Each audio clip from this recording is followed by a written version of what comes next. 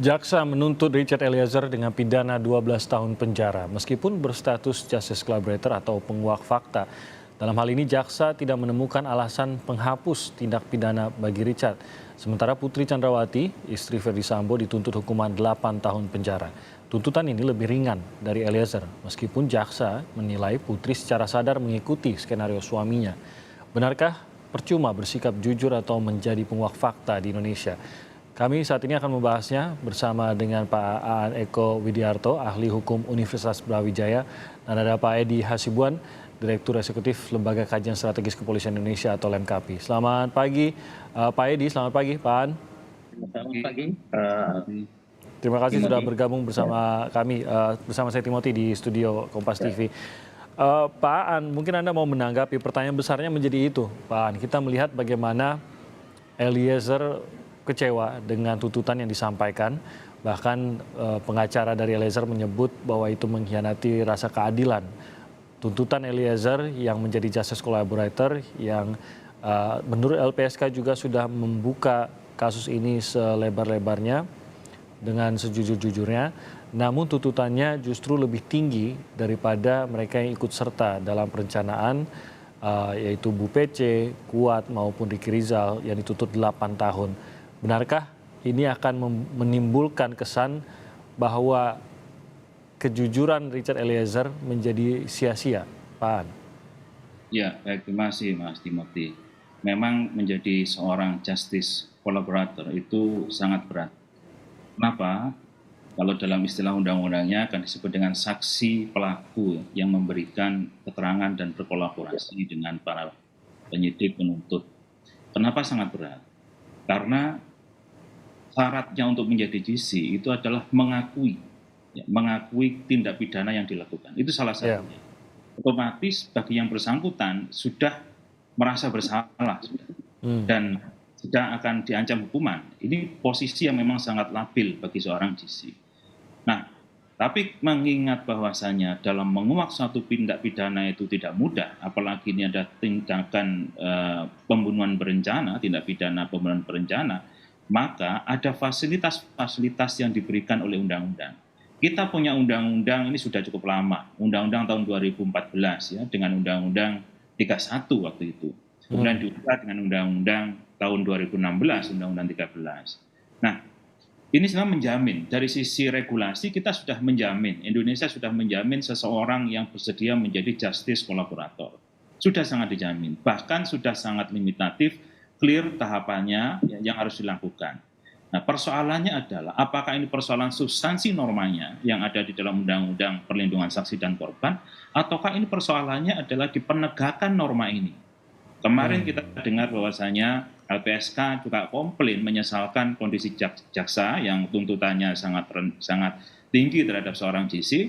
Dan tadi malam misalnya kita dengar Jampidum menyampaikan bahwasanya loh itu sudah memperhatikan segitu itu 12 tahun. Kan begitu kan dari malam kita. Tadinya lebih tinggi malah seharusnya begitu ya. Bisa saja lebih tinggi. Tapi jangan lupa gitu. Jangan lupa norma yang ada di dalam pasal 10A ya Undang-Undang Perlindungan Saksi dan Korban itu memberikan fasilitas bagi seorang GC, salah satunya adalah hukuman atau penjatuhan pidana yang lebih ringan ya di antara terdakwa lainnya. Ini kan seharusnya yang kita pegang gitu. Kalau sekarang Kuat Ma'ruf dan Ricky Rizal ya ancamannya 8 tahun, itu kan yang paling rendah di perkara ini. Sama PC itu 8 tahun juga kan. Nah 12 kan masih lebih tinggi begitu. Nah sehingga fasilitas ini memang benar masih belum ditegakkan ya sebagaimana normanya, sebagai substansi hukumnya.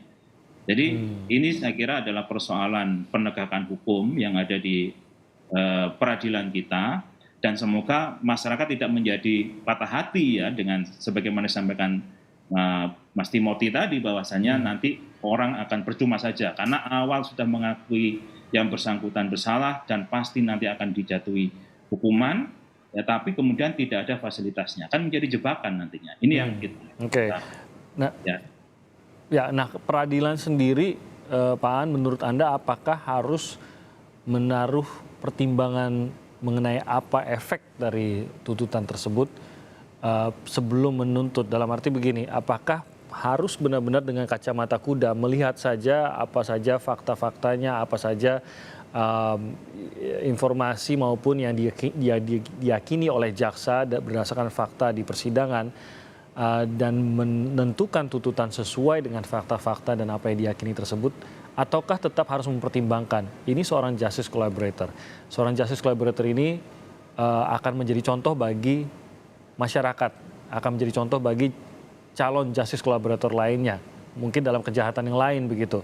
Dan kita ingin agar orang jangan ragu menjadi seorang justice collaborator dengan salah memberikan tuntutan.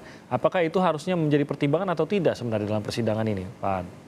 Ya, seharusnya menjadi pertimbangan.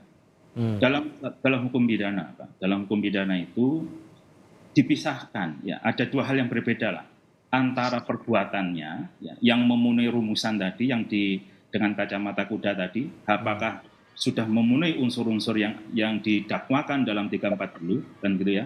Ya. Jadi itu dikonstruksikan oke, sah-sah saja begitu. Itu adalah dari sisi pemenuhan tindak pidananya, ya, dari sisi perbuatannya. Kemudian yang berikutnya, setelah tahap pembuktian ini untuk membuktikan apakah perbuatan itu merupakan suatu tindak pidana sehingga diancam sebagai suatu tindak pidana dengan hukuman tertentu. Nah, baru berikutnya adalah soal pemidanaannya. Mau dipidana, ya, mau dipidana berapa? Ya. Nah, untuk menentukan mau dipidana berapa ini ada dua hal yang dijadikan indikator. Satu adalah yang meringankan, yang kedua adalah yang memperberat.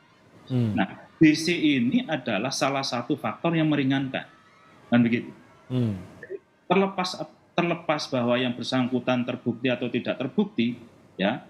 Nah, dalam konteks ini kan sebagai DC dari awal kan sudah ngomong, sudah bicara bahwasanya kan begitu kan? Saya bersalah dalam konteks Eliezer, saya yang menembak, kan begitu. Kan jelas menembak itu sudah melanggar hukum, ya toh? Apalagi mengakibatkan ya terbunuhnya orang. Ya. Memang ada dua hal dalam kasus ini. Kalau tembakan dari depan yang mengenai jantung, ya itu akibatnya mengakibatkan pendarahan. Tapi juga ada tembakan dari belakang yang mengenai kepala, itu yang kemudian semakin mati. Ketika Eliezer mengatakan bahwa masih mengerang ketika ditembak dari depan. Nah, jadi penembak kedua yang dari belakang, karena yang ditembak adalah kepala, ya otaknya, maka yang terjadi adalah justru kematiannya di situ. Nah, ini yang bersangkutan sudah mengakui ini. Sudah mengakui bahwa telah membunuh, ya, telah menembak, akibatnya nyawanya terampas begitu. Nah, sekarang persoalannya dengan adanya GC, ini mau dihukum berapa? Kan tinggal itu saja. Soal pemidanaannya, mau dipidana berapa? Nah, untuk itu maka ada faktor yang meringankan tadi, salah satunya. Yang itu tidak dimiliki oleh FS. Kemarin jaksa mengatakan bahwasanya untuk FS tidak ada faktor-faktor yang meringankan, adanya memberatkan semua. Untuk Eliezer seharusnya ini adalah sebagai GC itu adalah faktor yang meringankan. Nah, walaupun tadi malam juga Jampidum mengatakan bahwasanya penetapannya belum dari pengadilan. Saya kira kita tidak sampai ke sana lah ya. Karena apa? Masyarakat sudah tahu semua, LPSK sudah bicara di publik, ya jangan hanya persoalan administrasi begitu. Iya, betul. Hanya administrasi sebenarnya. Ya kita tahu banyak masyarakat mengikuti kasus ini dan mungkin tidak mungkin jaksa tidak memahami bahwa ini seorang JC. Tapi apakah memang status justice collaborator-nya dari Eliezer ini sendiri masih akan dipastikan oleh hakim dalam vonisnya? Apakah benar ia diterima sebagai justice collaborator atau tidak? Apakah di tahapan inikah atau justru di vonis akhir hakim harus menyatakan apakah menerima semua pernyataan dan kesaksian dari Eliezer ini sebagai justice collaborator atau tidak? Ya, konstruksi itu bisa kita lihat di pasal 10A ya Undang-Undang 13 2016 tentang perlindungan saksi dan korban. Jadi pertama ya konstruksinya adalah ketika seseorang ditetapkan oleh LPSK untuk menjadi GC, kemudian dievaluasi oleh LPSK. Nah, LPSK ketika hasil evaluasinya bagus, keterangannya konsisten, tidak ada bohongnya, kemudian bisa membuka suatu kasus dengan terang benderang, maka LPSK akan memberikan namanya penghargaan. Penghargaan kepada yang bersangkutan. Penghargaannya nanti itu berupa keringanan penjatuhan. Nah, itu diberikan dalam bentuk rekomendasi. Karena kan LPSK tidak bisa menuntut atau tidak bisa menjatuhkan pidana, kan begitu kan? Nah, LPSK hanya melindungi. Nah, melindungi saksi dan korban. Nah, rekomendasi dari LPSK ini secara tertulis ya diberikan kepada siapa? Kepada penuntut umum. Untuk apa? Untuk dimuat dalam tuntutannya kepada hakim. Jadi hakim menerima masukan soal atau rekomendasi soal penghargaan seorang GC itu adalah dari penuntut umum.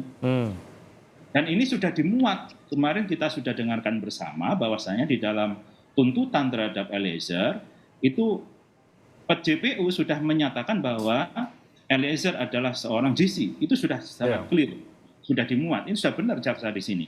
Nah, kemudian nanti setelah itu masuk ke dalam tuntutan, hakim, nah ini ada dasarnya bahkan di penjelasan pasal 10A ayat 4, ya, disebutkan bahwa hakim memperhatikan dengan sungguh-sungguh rekomendasi dari LPSK yang dimuat dalam tuntutan penuntut umum.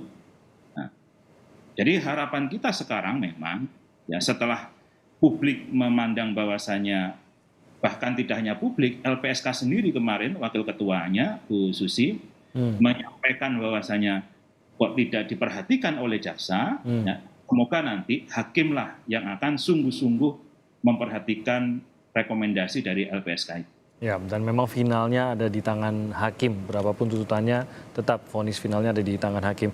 Pak Edi masih tersambung bersama kami ya. Pak Edi tadi sepertinya sempat ada gangguan videonya.